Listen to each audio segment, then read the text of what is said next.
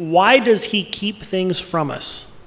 There's been several things that have been, I'm not really sure, but kind of answers. And so why does he not tell us? Why does he not fill in the gaps? Why does he not make it more plain? I think is kind of what's being alluded to. And Pastor Jeff, you'll have to remind me, because I've heard you quote the verse often about the hidden things belong to the Lord. Deuteronomy 29:29, you read it earlier. I think part of it is to allow faith, to allow there to be this process of uncovering, of drawing closer to.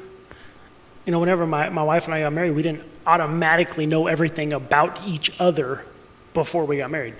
And wow, has it been an adventure in learning over the last 9 years. I'm surprised she lets me keep breathing. And I think in that same way, we get to explore the depths of God. And what did he mean by that? Well, I'm not sure.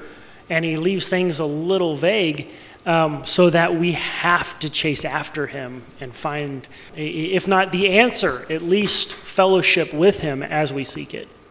And I think part of it is it's none of our business on some things. Some things it's just, God says, that's mine. Don't worry about it. Just trust me. And there's other things where he wants us to pursue with him. I like that Deuteronomy 29:29, and I quote a verse out of, I think it's Proverbs. It said, it's the glory of God to conceal a matter and the glory of kings to search it out. I mean, part of our being created in God's image is to hunger after those things and to search them out. I think that whoever wrote the question, the big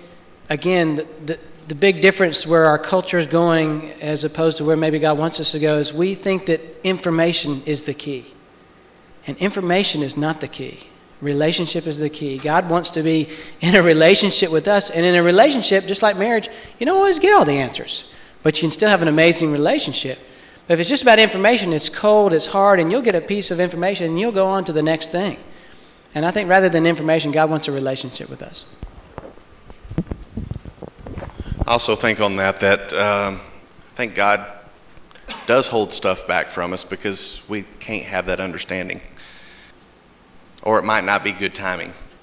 And I allude to being back to being a father. There's questions that my children ask me all the time that might not be good for them, for me to give them the full answer at that point in time. So out of love, I don't divulge everything there is to know. Does that make sense? And I think that God does that with us as well, because a lot of times I don't think our mind can comprehend what the answer might be.